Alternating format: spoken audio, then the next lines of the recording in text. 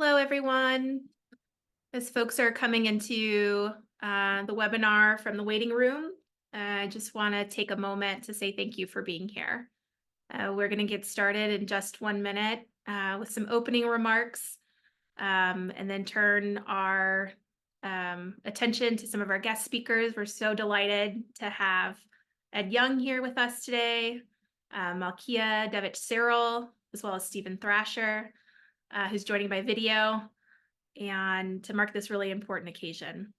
So without further ado, I want to say welcome to the 4th annual COVID Memorial Day virtual vigil, organized by Marked by COVID.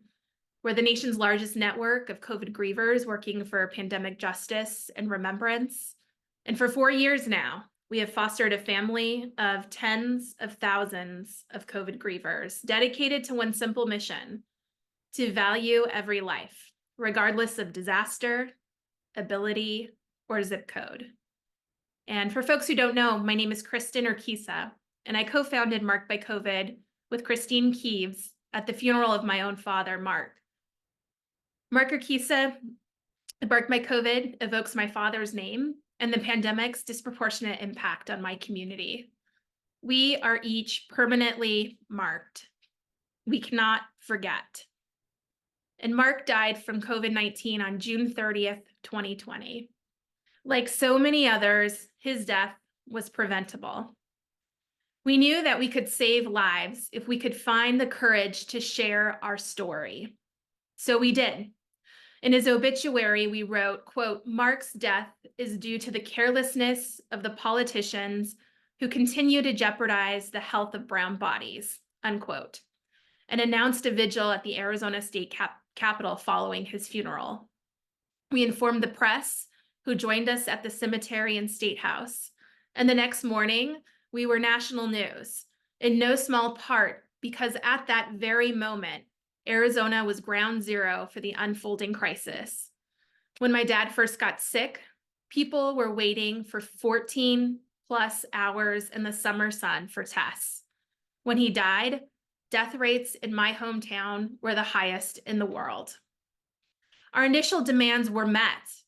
More tests and equipment were brought to underserved communities, and even Trump was seen on TV in a mask.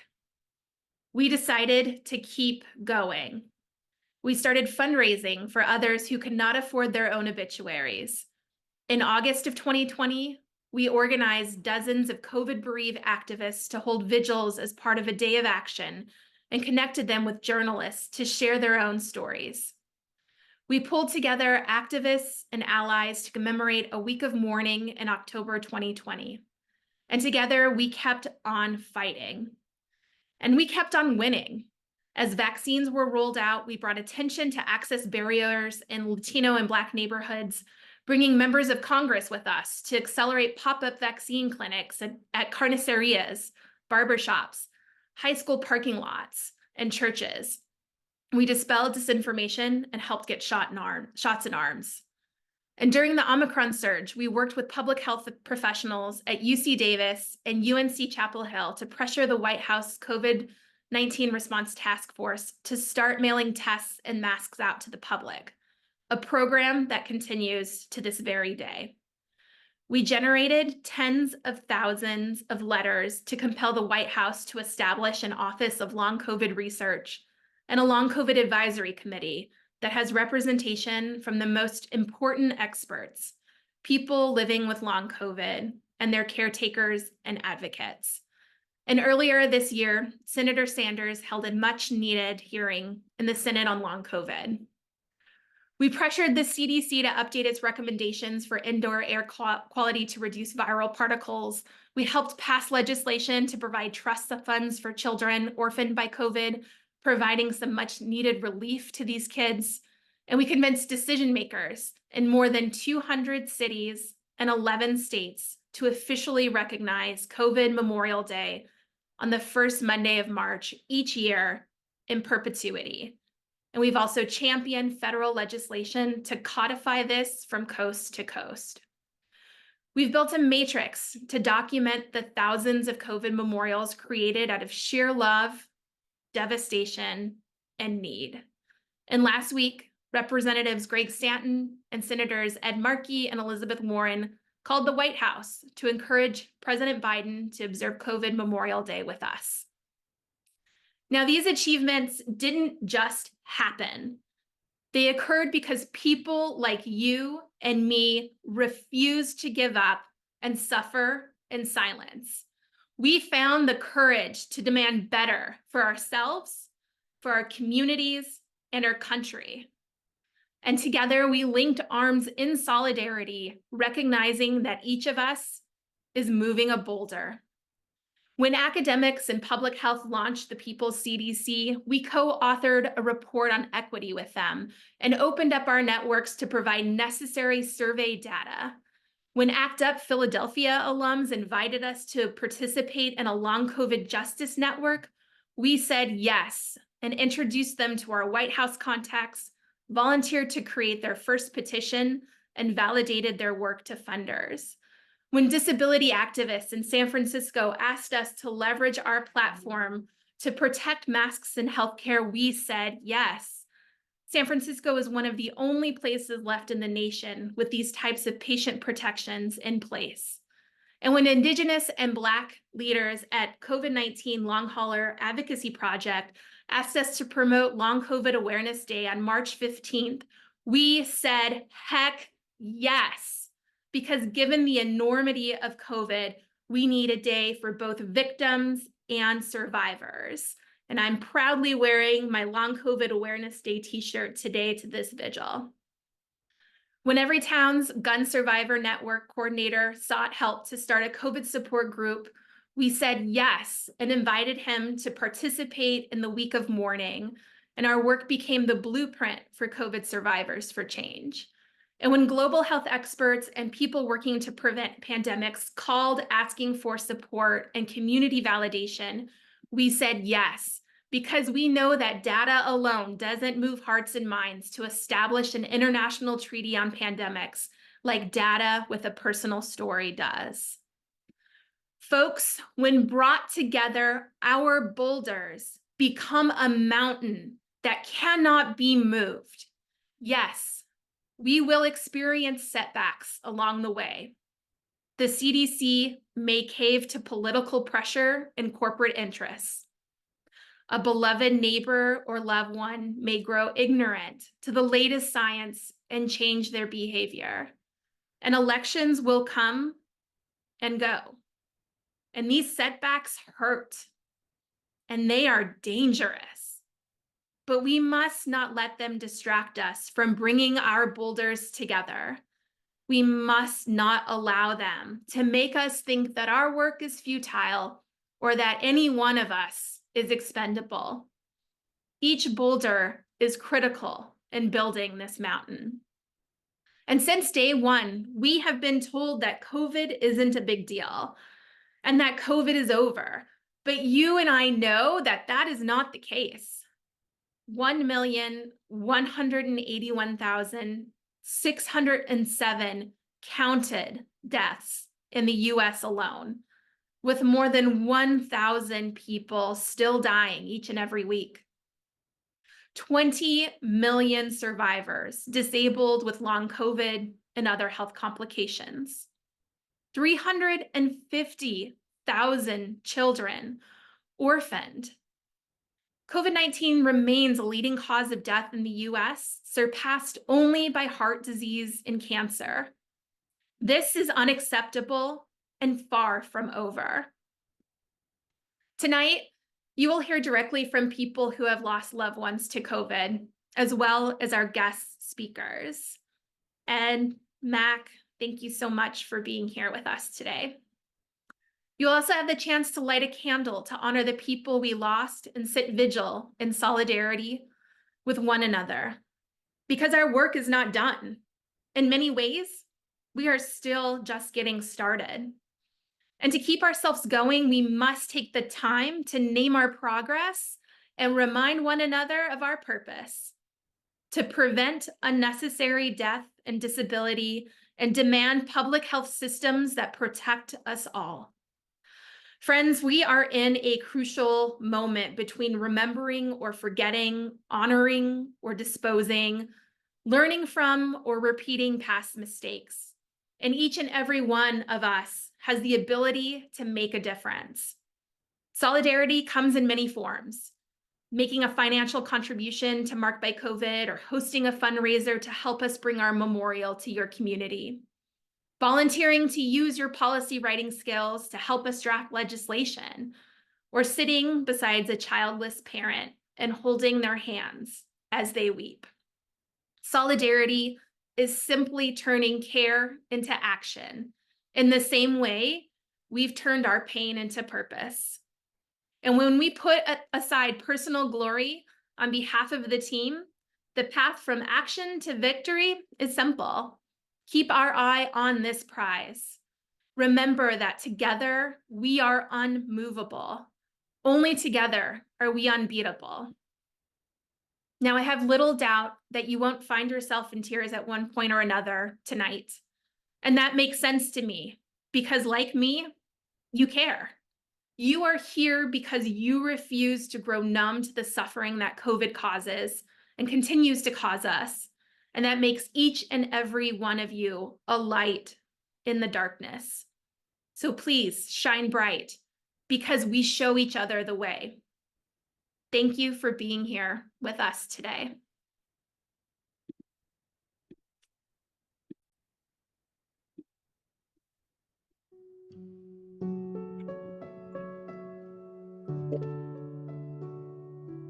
My dad was everything to me. He was sweet, he was strict, he was funny.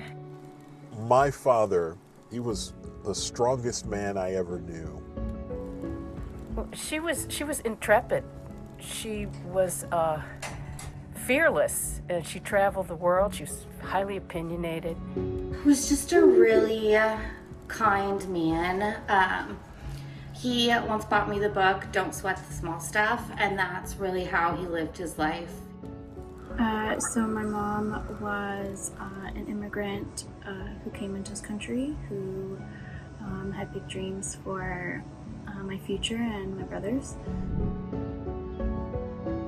2021, on April 29th, I lost my father, Manuel Juarez. My loss was my father. My father was 81 years old. I lost my father, Charles Krebs, in August of 2020. I lost my mom due to COVID. I lost my only sister, my oldest sister, to COVID in October of 2020.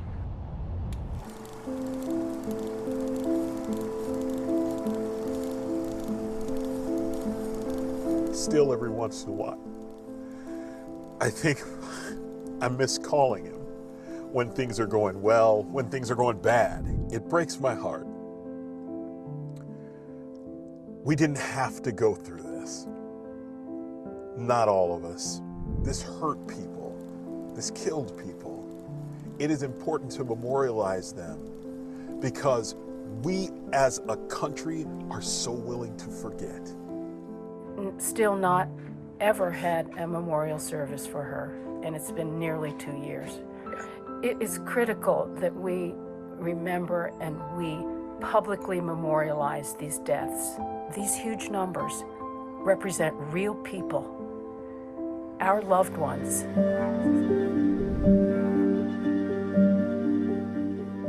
I don't like looking at the number. I like hearing it as people, knowing who they were.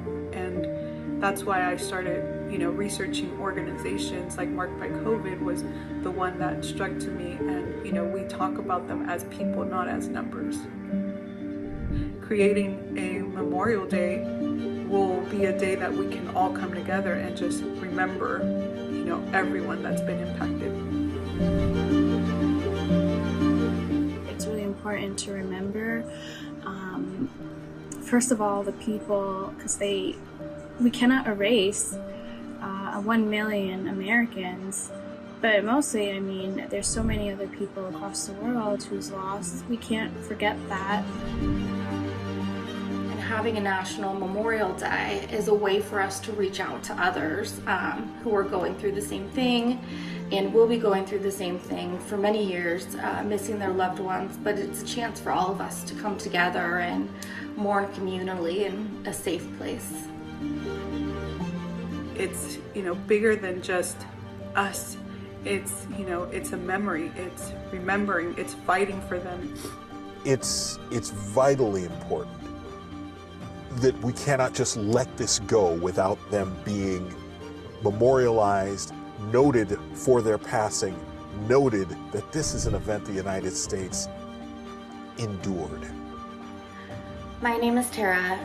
Good Harry. I'm Eleanor Bravo. Nora Faddis. And that's why I'm marked by COVID. And I am marked. I am marked. And that is why I'm marked by COVID.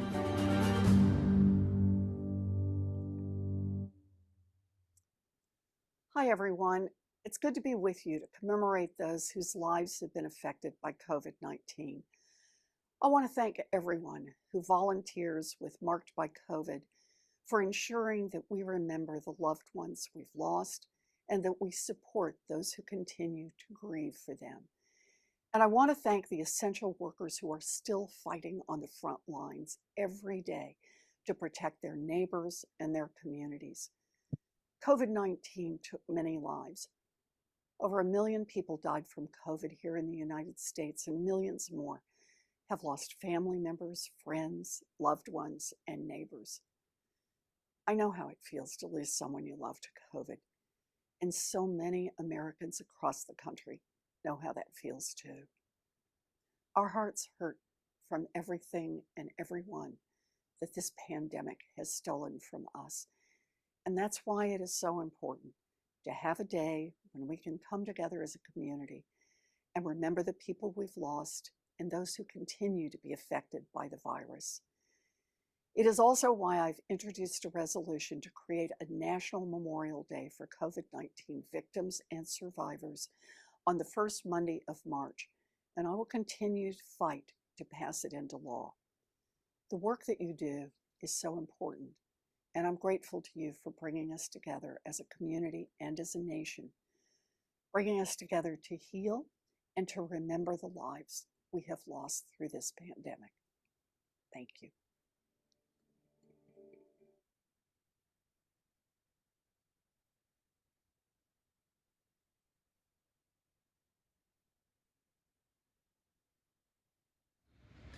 Hi, it's an honor to speak to you. I'm recording my remarks because I'm in Athens, Greece right now, and it would be very early in the morning if I were to join you live, but I'm deeply honored to be able to address the Marked by COVID project. I so admire the work you're doing to create memorial for the many people we've lost.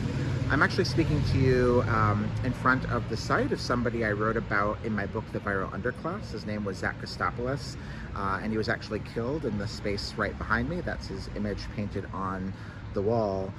Zach had many troubles in his short life. He also had lots of gifts that he shared freely with the world, but he was kicked to death by a mob of people that included police officers, most likely because he was gay and femme. But he marched in solidarity with many people, and I learned after he was killed that he was also HIV positive. And it was the beginning of my understanding that anywhere that we look for viruses in society, we're going to find people who are being affected by other things as well.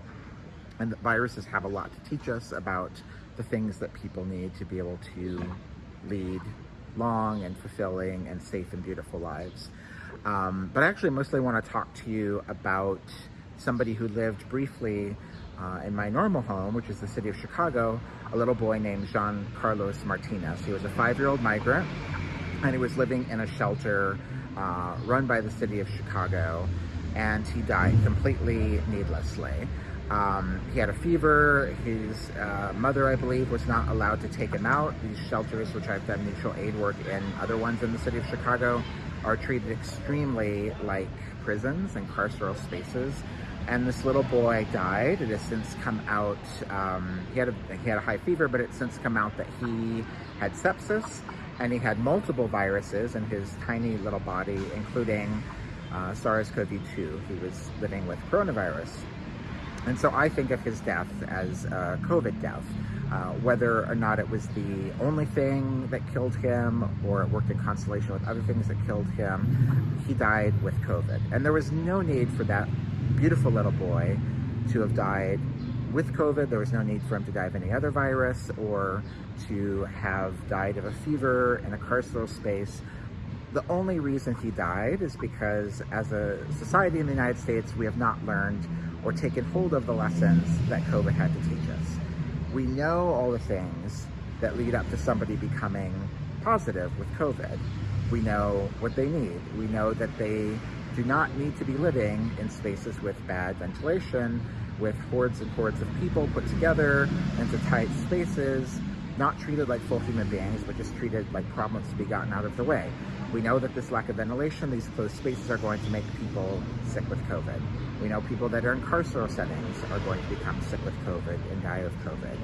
We know that when people don't have consistent access to health care, they're going to become sick from and die of COVID.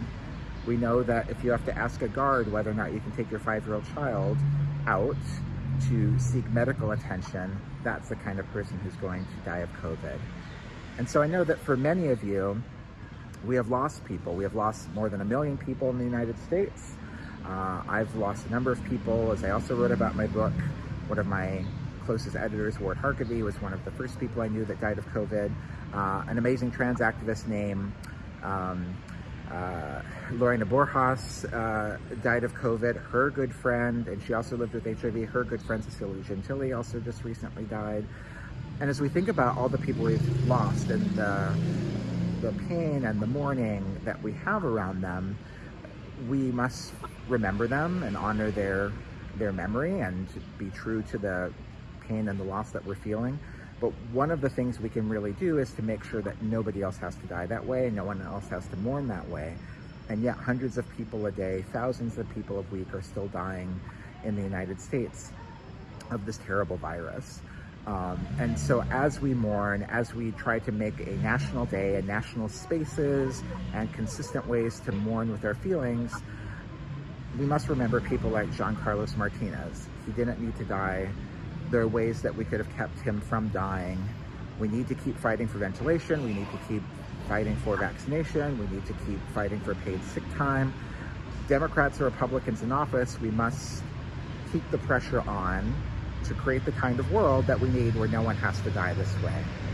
And so as all of you mourn and gather today, I am mourning with you, and I am ready to fight with you to deal with all the things that create a viral underclass and create the kind of world where people are needlessly dying of this virus.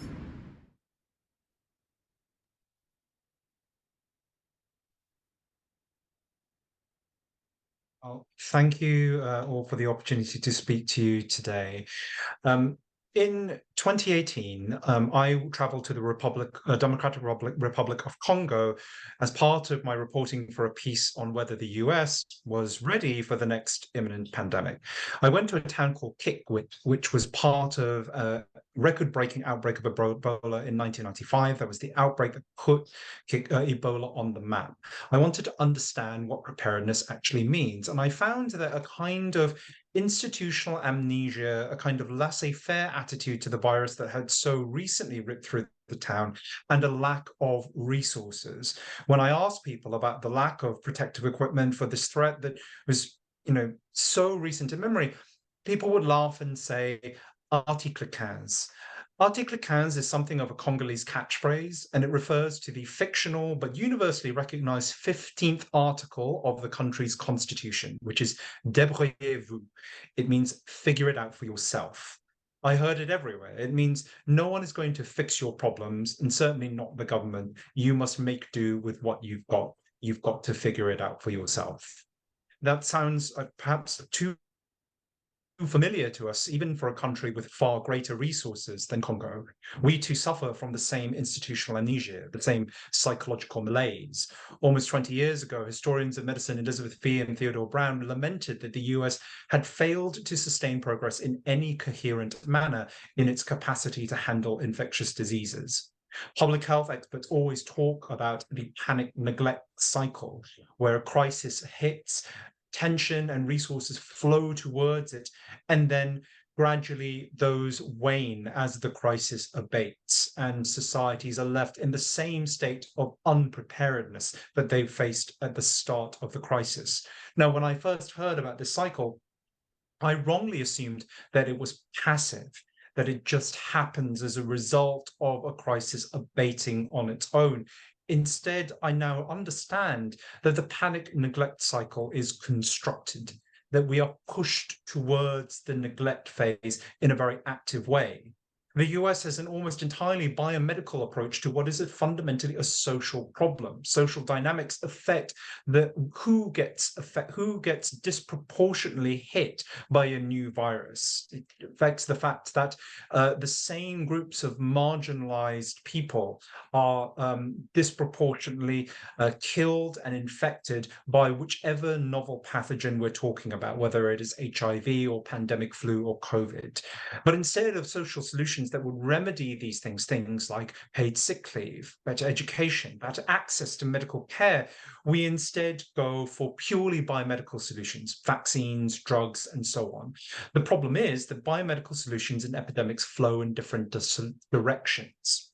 Epidemics seep into society's cracks. They take out the most vulnerable first.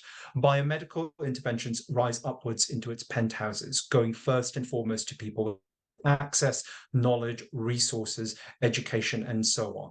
And so it was with COVID. When vaccines were eligible to everyone, elites rapidly said, I am safe, and so it is safe. A heady mix of ableism and capitalism led to this inexorable push towards normal, towards returning everyone back to work regardless of their own safety, or our collective safety.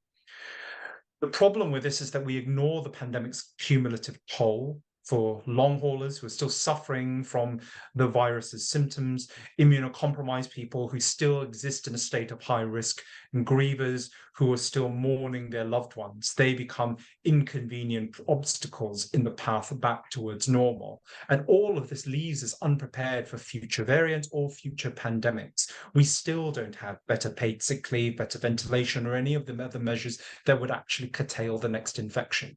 And that, I think, is why memorial efforts like yours are so, so important. So we don't forget. So we push against this equal and opposite push in towards amnesia. Grassroots movements like yours can make a huge difference. ACT UP was incredibly successful in changing the game for HIV and for AIDS. And they did that with far fewer numbers than currently exist for COVID movements.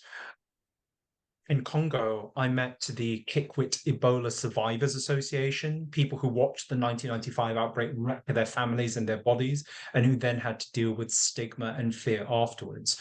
One of them, a man named Emery, told me that here for us who live in communities, it is solitude that kills us. And so the survivors found strength in each other. They found unity and in collective action. Débrouillez-vous, right? You figure it out for yourself. Our connectedness is the source of our greatest vulnerability, allowing diseases to easily spread, but it is also the key to our salvation. Thank you so much for doing all of this, for all of your work, and for letting me share some thoughts tonight. Take care. Thank you so much, Ed, for being with us tonight. I am now pleased to introduce poet and collective grief advocate, as well as media justice Tsarina Malkia Devich Cyril.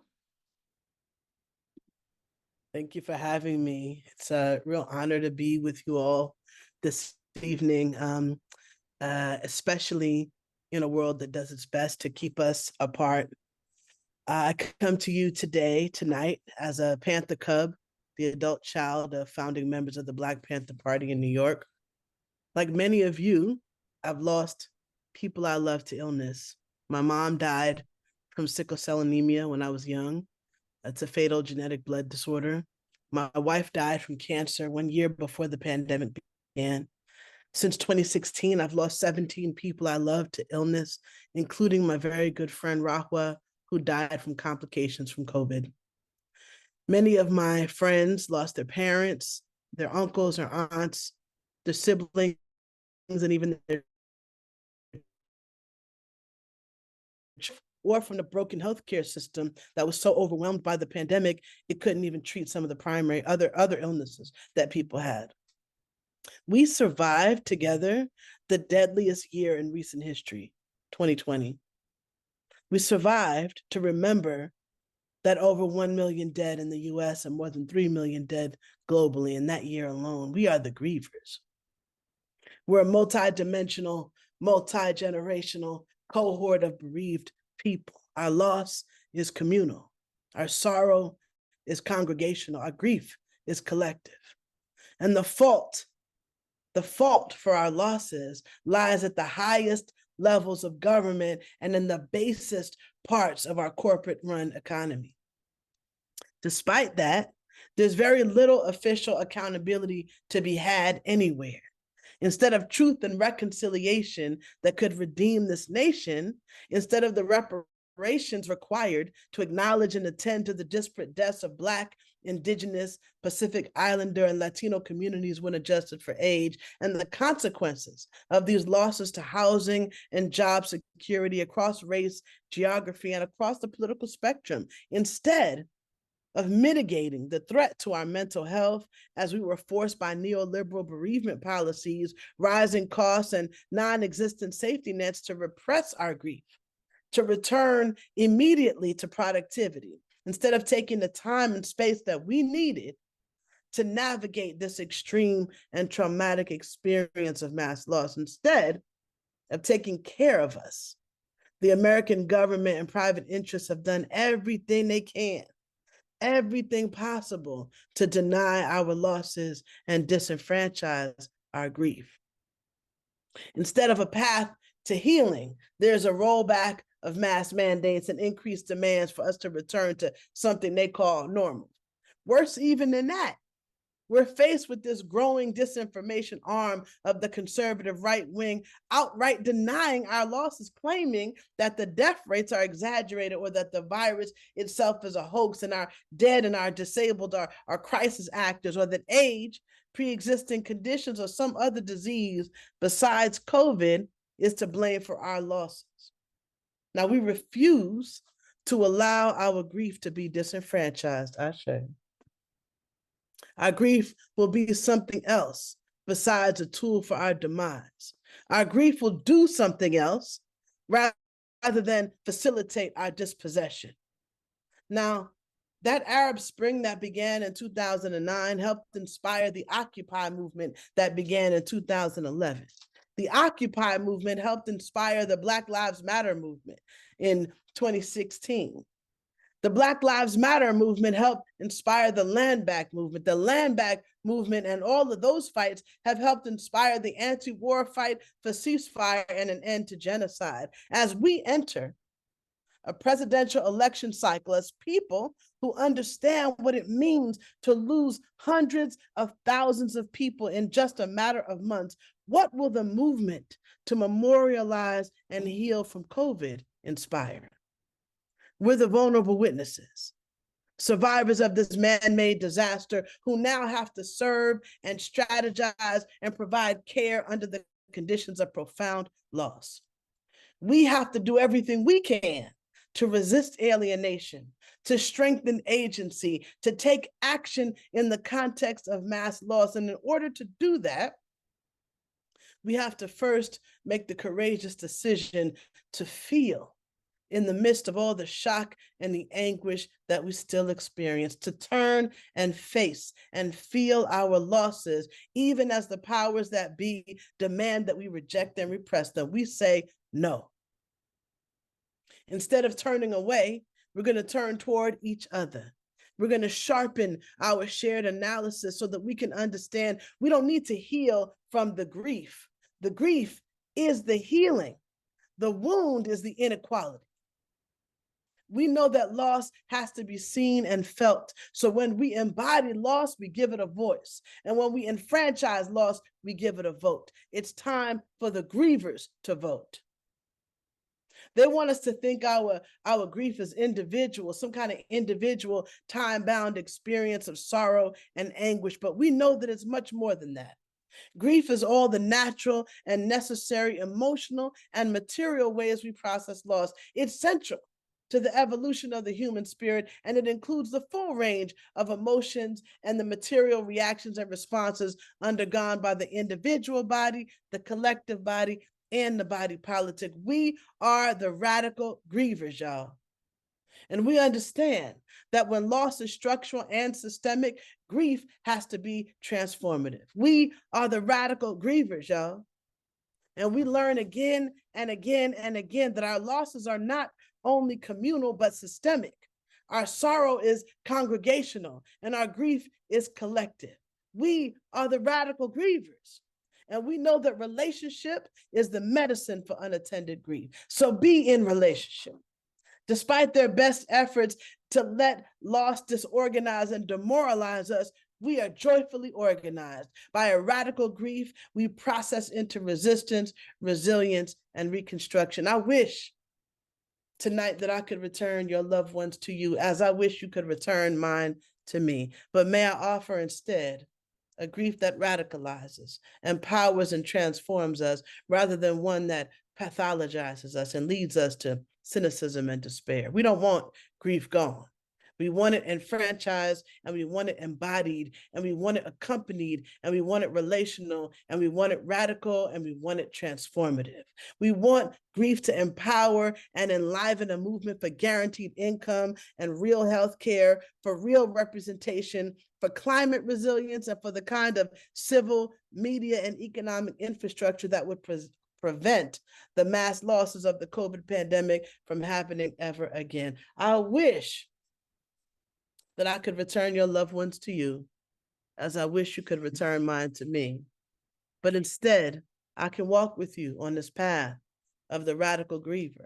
The path of the radical griever is the path of the Bodhisattva, the tender warrior that, according to Buddhist lore, attained enlightenment, but chose to remain earthbound to heal the world. I choose to remain with you.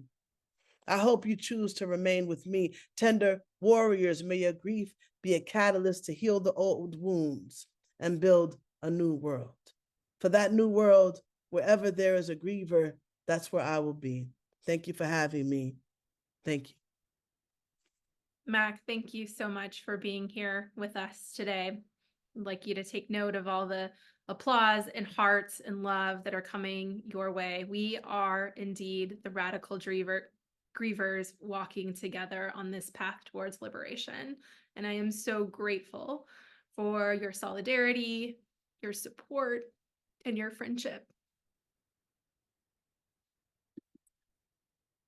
We will now hear from some members of our community who have provided recorded messages for us.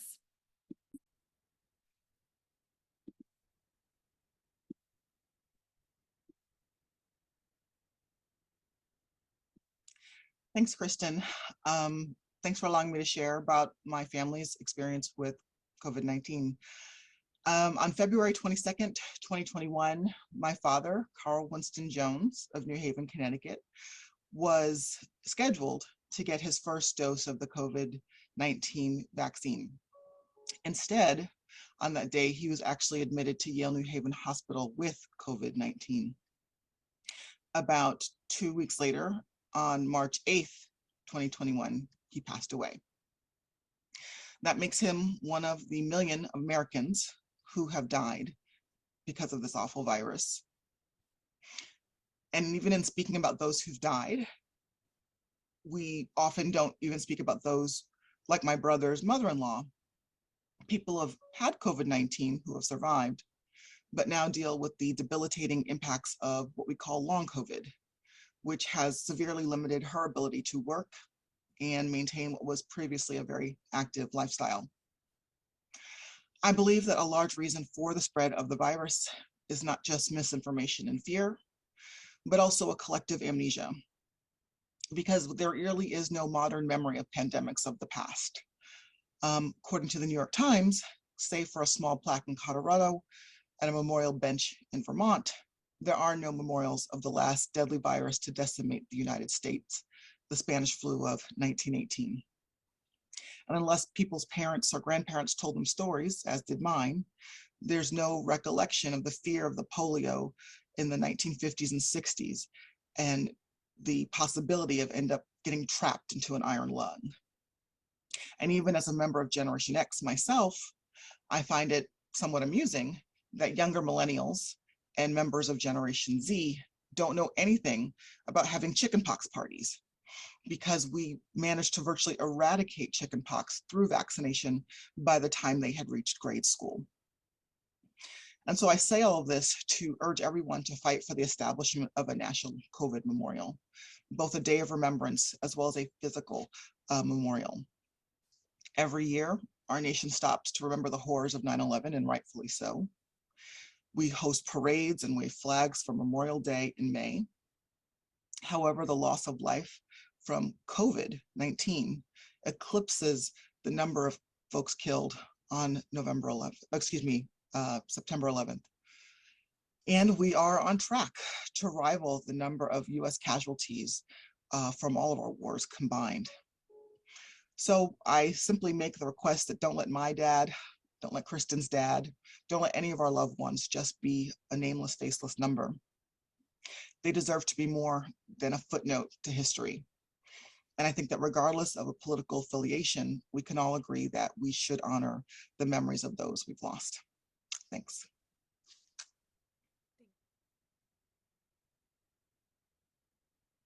My name is Vanessa Salaz, and I'm here today honoring my mother, Clara Mendoza Salaz. I don't know if you can see me at all, but here she is. My mom and I would like to dedicate a song to all of our lost loved ones and all those suffering, but especially to my mom, Clara. This was her favorite thing to hear me sing, and I dedicate it to all of us as we go through all of this together.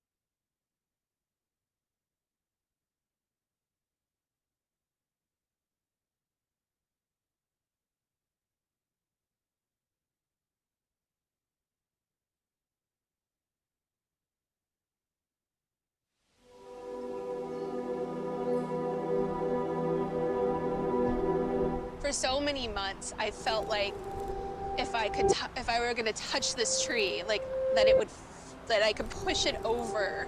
There was so much fury in my body for what was happening to us. And what is still happening to hundreds of people a day.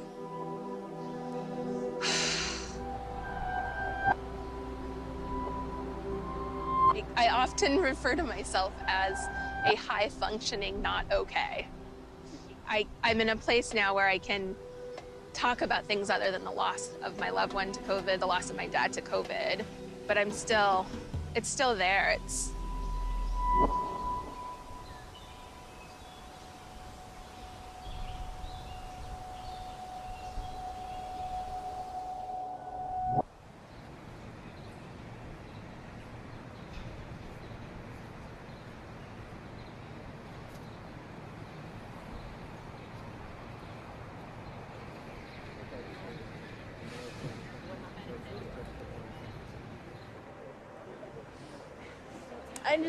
I don't know if like I would still be here if it wasn't for you. Like seriously. Well, I don't know, that goes both ways. I'm so excited to be able to share with you a project that we've been working on since that day. The National COVID Memorial. I think it would be incredible to have a memorial where every single person's name is etched in stone. I haven't done the math, but I'm sure it would have to go all the way from DC to Los Angeles and back again in order to be able to have enough space for the amount of people that we have lost.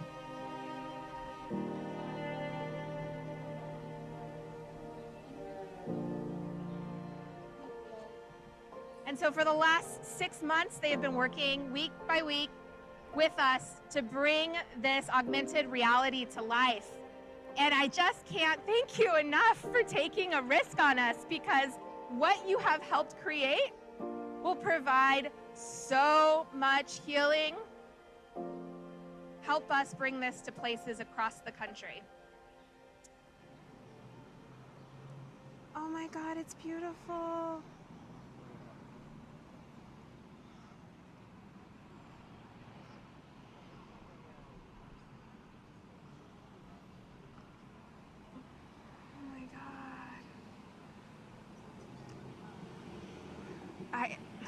I'm so proud.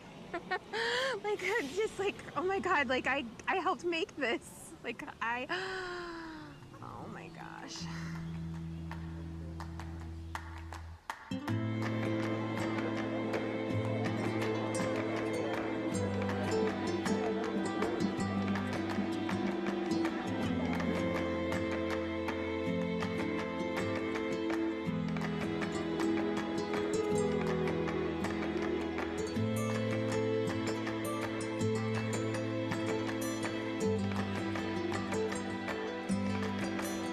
You know, I work in healthcare as my profession, and you know, COVID, it was hit hard, and we were hit hard. And so, you know, for me to be here to memorialize, we lost 33,000 people in LA County alone. I lost my mother in August of 2021, and you know, so even besides that, you know, the Black and brown community, the Latinos, my family, my community, died to COVID, and you know, we were hit the hardest as the frontliners and the essential employees. And so for me to be here and to mix the two things, like Dia de los Muertos and a COVID memorial, is my heart. It's everything.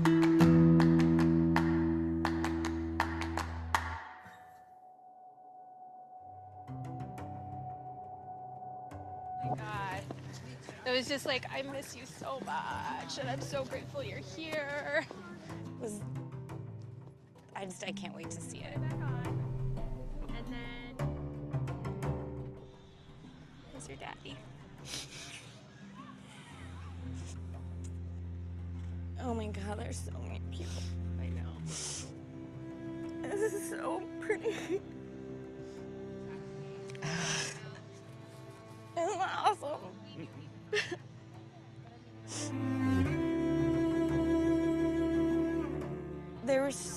It seemed like such a big undertaking, and there were so many times when I thought something like this wasn't going to happen, and it was just so worrisome that all these people were going to be forgotten, and now I just know that they're not going to.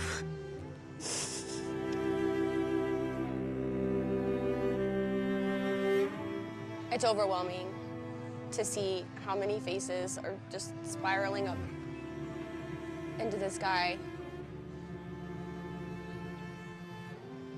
And my dad's in there.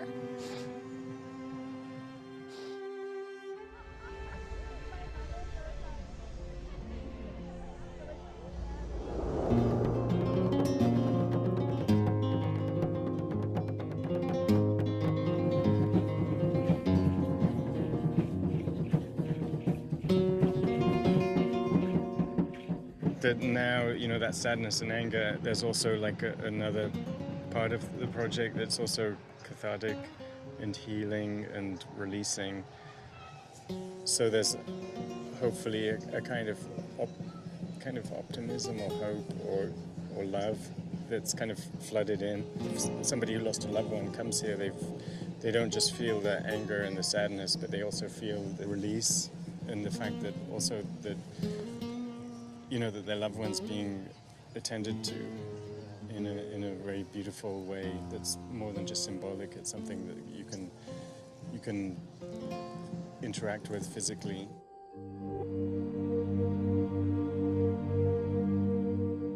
I think that everything that I do, because it's in love and because I was taught that by the generations that came before me, that it's so important that we all have a story. And you know, who's going to tell our story if it's not our family, if it's not our community? You know, the Native people are storytellers, and so it's important that we continue to memorialize those people, especially the people that lives were cut short to COVID. Not just for Dia de Muerto, but for COVID as well. And so to mix those two is super important, that we carry on a beautiful legacy for the people that couldn't finish their story. It just has become so clear that this is needed. This is needed for communities to heal, to come together, to grieve, to meet each other and find community in their grief. Did you get this? Yes, that's probably it too. I didn't realize how much I needed this.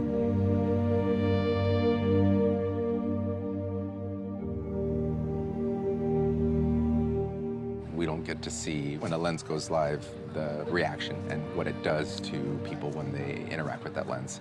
And to see firsthand how this lens is able to really string up emotion and passion is super empowering. I'm proud, I feel joy, along with the sadness and sorrow. I'm so proud. I'm so proud of everyone who's had the courage to share their story. I'm so proud. This is something that has been co-created with the community. We have a space, we are carving out a space for people to be able to share their stories in their own voice. Nobody can take that from them. Nobody can erase that from them. We are putting a line in the sand that our loved ones lost to COVID will not be forgotten. And thinking about who we've lost, it's the place we need to grow, to recover, and to heal from. And so I'm just right now feeling really, really, really, really proud, and I'm wishing my dad could see it.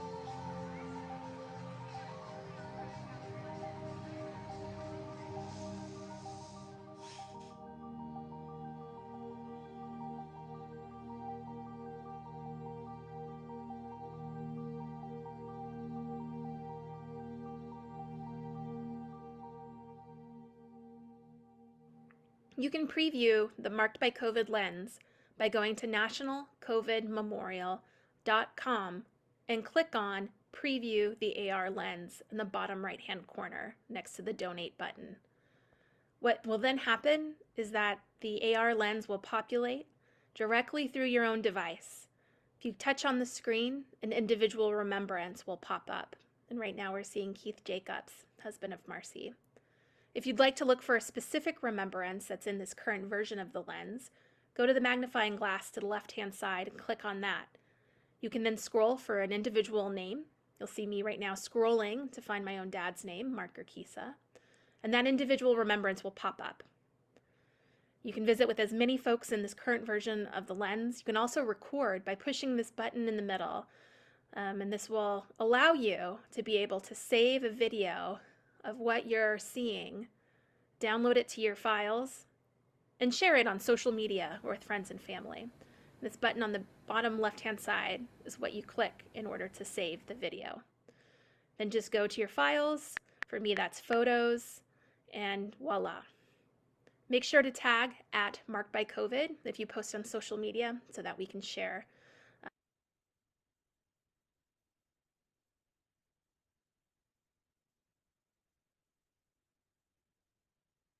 Thank you everyone for being here today. We will stop the erasure of COVID and ensure that its legacy will reflect its reality, a modern tragedy. The National COVID Memorial Project is not just about honoring the past, but also about ensuring we are better prepared for future disasters, fast or slow. Now, our goal with the National COVID Memorial Project is ambitious, but essential to ensure that every single life lost to COVID-19 is remembered with dignity and respect, both now and for generations to come. And by creating permanent memorials in every state and in Washington, D.C., we are creating sacred spaces for reflection, healing, unity, and action. Through augmented reality technology, we now have the opportunity to personalize the memorial experience, allowing visitors to connect with the stories of those who we lost in a deeply meaningful way. But we cannot achieve this vision alone, friends. We need your support to bring the National COVID Memorial to fruition. And with your help, we can ensure that every life lost to COVID is honored and remembered. Now, we've crunched the numbers and need to raise $100,000 by June 30th to keep this project moving forward. Now, this may seem daunting, but it's absolutely possible. For example, if everyone who registered for this vigil gave $100, we'd surpass that goal tonight. So now is the time to act. And while I know $100 may be out of reach for some of you and others just pocket change, what I need each of you to do right now is to ask yourself this question. What is the most generous gift that I can give right now to bring this dream to life? For some of you, that answer may be $50. And for others, that might be $5,000. But once you've landed on that number, I need you to follow the link provided, nationalcovidmemorial.com, and make that gift right now, as every contribution makes a difference. And for those who donate $1,000 or more, you will be named a founder of the National COVID Memorial. And I'd like to take a moment to thank our original founders, Mandy Polly, Jeffrey Gordon, Anna Bartolini, and Andrew Shapiro, who are already with us. Now, we know that not everyone who registered was able to join us here today. So your second task for the evening is to think of one person to ask to get involved too. Maybe that one person is a relative who still insists on giving you a birthday present that you don't need. Or maybe that person is a former colleague or friend of a loved one who has passed. Whoever that person is, let them know that we need their help too. And if you're ready to engage in an even bigger part of your community in this work, let us know at info@markedbycovid.com, and we can talk about hosting a fundraiser together. And I'd like to thank Kimberly and Barbara Jones, Larry McGid and Amy Toro, as well as Anna Bartolini and Mandy Polly for hosting events this last fall. So as we conclude our time together tonight, I want to express my deepest gratitude to each and every one of you for your support and dedication. Your generosity and commitment to our cause give me hope for a brighter future. So keep showing up. Keep giving what you can, when you can. Together, we can and are making a difference. Thank you, and good night.